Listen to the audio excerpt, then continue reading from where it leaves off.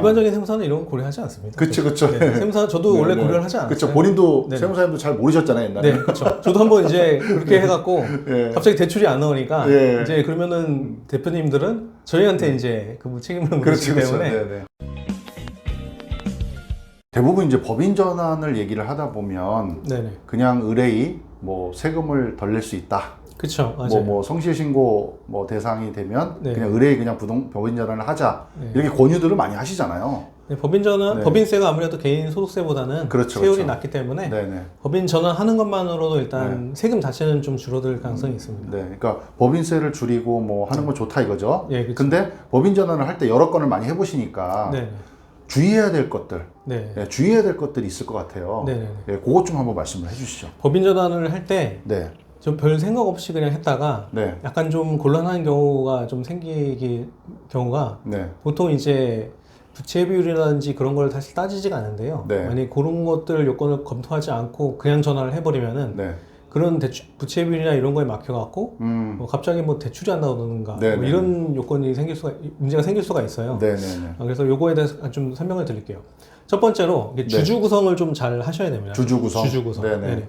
이 주주 구성이라는 게 이제 원래는 법인을 만들 때 그거에 대한 공헌도에 따라서 사실 지분을 나누기는 하지만 네, 뭐 상장사가 아닌 조그만 개인 기업을 법인으로 전환할 때는 네. 사실상 대표자가 거의 다 갖고 있으시잖아요. 그렇죠. 예. 예전에는 이제 뭐 지분을 좀 나눠야 돼서 지금 와서 뭐 명의신탁이나 이런 문제들이 발생하고 있지만 네, 네. 이제는 왜 그런 요건들이 없어졌기 때문에 100% 지분을 가지고 이렇게 법인을 처음 만드시는 경우가 많았는데 네, 이제 그 배당이나 이런 것들 절세를 위해서 막 가족들한테 좀 나눠주기도 하고 네. 이렇게 하시는 것 같아요. 예. 예전에는 이제 일주만 있어도 차등 배당이 가능해서 가족들한테 조금만 나눠주고 이제 배당을 좀 몰아주고 이렇게 하는 경우가 있었는데 네. 이제 차등 배당은 이제 불가능하게 됐기 때문에 그 자식들한테 미리 이제 나중에 이 비상장 법인이 매출이나 순이익이 늘어나면은 이걸 또 나중에 가족들한테 줄 때 상속세나 증여세나 이런 게 발생할 수 있기 때문에 네. 아예 처음부터 만들 때 지분을 좀 많이 나눠서 네, 네, 그렇게 네. 하는 경우가 있습니다. 네, 네. 근데 이게 지분을 나눌 때 근데 아예 그냥 자녀들한테 많이 처음부터 나눠줘서 아예 나중에 상속 문제가 없게 만들려고 이렇게 하시는 경우도 있는데요. 네. 근데 좀 주의할 점이 있습니다. 아예 이 법인을 그냥 독자적인 매출이랑 순이익으로만 그냥 운영을 하실 거라 그러면은 네. 지분을 사실 뭐 자녀나 뭐 배우자 100% 주셔도 상관이 없죠. 네네. 하지만 근데 법인을 운영을 하다 보면은 대출을 받을 수도 있고 정책 자금을 받을 수도 있고 연구 과제에 참여를 해갖고 뭐 그런 걸 신청할 수가 있는데 그쵸, 그쵸. 거기서 이제 주로 보는 것들이 네. 이제 대표자가 실제 누구냐 어. 이거를 좀 많이 보거든요. 아, 네, 네. 예, 이게 대표자가 실제가 아닌데 네. 만약에 배우자로 돼 있다던가 네, 네. 아니면 약간 좀 뭐 속칭 바지 사장으로 돼 있다던가 그렇죠, 그렇죠. 그러면은 네. 이 대출이 부인되거나 아, 연구과제에서 네. 탈락할 수 있는 가능성이 있습니다. 네, 네. 그렇기 때문에 이 법인 연역이라든지 네네.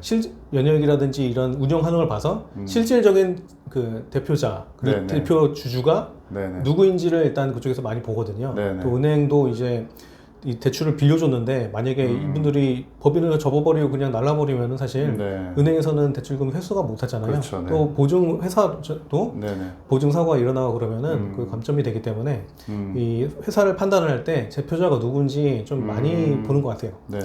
그렇기 때문에 이제 보면은 네.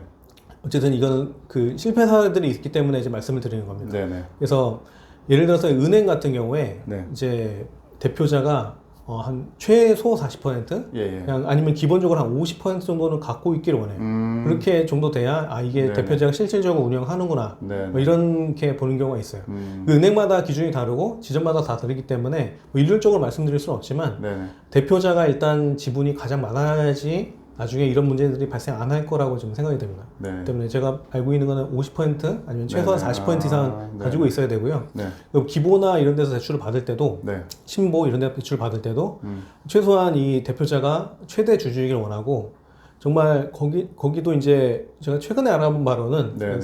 최소한 30% 이상을 갖고 있어야 이게 대표자가 실질적으로 운영하는 거나 이렇게 인정을 해준다고 얘기를 하더라고요. 네네. 이런 것들은 근데 이제 실질적으로 대출 심사를 넣어보고 네. 이제 그거를 해봐야지만 알 수 있는 거라서 그렇죠, 그렇죠. 네. 이게 무작정 이게 자녀나 배우자한테 네. 나중에 상속될 거를 가정을 하고 네네. 자기 대표자 지분을 뭐 10% 20% 뭐 가져가고 나머지 자녀들한테 막 이렇게 거의 다 주거나 그러면은 네. 나중에 이런 문제에서 약간 좀 네. 문제가 생길 가능성이 있어서 이번에 한번 찍게 됐습니다. 그러니까 그 세무사님께서 실질적으로 현장에서 네네. 예, 그래서 이제 뭐 정책자금 이런 교육도 많이 들으시잖아요, 일부러. 예, 그렇죠. 그러니까 이게 그냥 뭐 세무적으로만 이게 가능하다 그래서 막 만들었다가 네네. 나중에 정책자금을 신청하려고 했더니 네. 안 되는 케이스들 막 보신 거잖아요. 그러니까요. 저도 이게 이렇게 될 줄 몰랐는데, 그렇죠.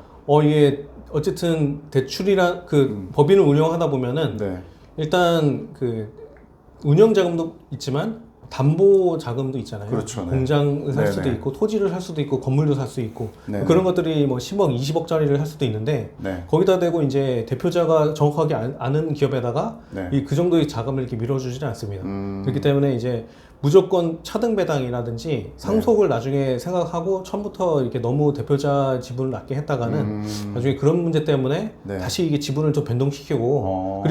그렇게 되면 이제 바로 네, 변동이 되는 것이 아니고 또 세무서에 신고를 하고 그런 그 세무서에 그 주주 명세서 제출하고 이런 절차가 있기 때문에 네. 시간이 걸리거든요. 네. 그리고 또 만약에 그 사이에 법인이 많이 성장을 해갖고 네. 만약에 그 주식 가치가 높아지면은 지분 이전을 할 때 뭐 배우자한테야 뭐 6억까지 공제가 돼서 이렇게 안 나올 수도 있지만 자녀들한테 이제 줬던 거를 다시 갖고 오려면은 금액이 이제 더 커져서 양도소득세가 나올 수도 있고 증여세가 나올 수도 있고 네네. 뭐 이런 경우가 발생할 수 있기 때문에 대표자 지분을 이렇게 너무 적게 해서 이렇게 가져가는 거는 좀 문제가 생길 수가 있다. 여러 가지 이제 네, 뭐 아까 말씀하셨던 뭐 정책 자금이나 R&D 뭐 이런 것까지도 네네. 그 회사를 운영하다 보면 네네. 신청할 수가 있기 때문에 그런 것까지 고려를 해야 된다. 네, 그렇습니다. 네, 그리고 그런 것들을 뭐 다 세무사님들이 다 그런 건 아니지만 그런 네. 걸 고려 안 하고 이제 막 또 법인전을 했다가 낭패 보는 일들이 있으니까. 일반적인 세무사는 이런 거 고려하지 않습니다. 그쵸. 네, 세무사 저도 원래 고려를 하지 않았어요. 그쵸. 본인도 네네. 세무사님도 잘 모르셨잖아요, 옛날에. 네, 그렇죠. 저도 한번 이제 그렇게 해갖고 예. 갑자기 대출이 안 나오니까 예. 이제 그러면은 대표님들은 저희한테 이제 그 책임을 물으시기 그렇죠. 때문에 네네.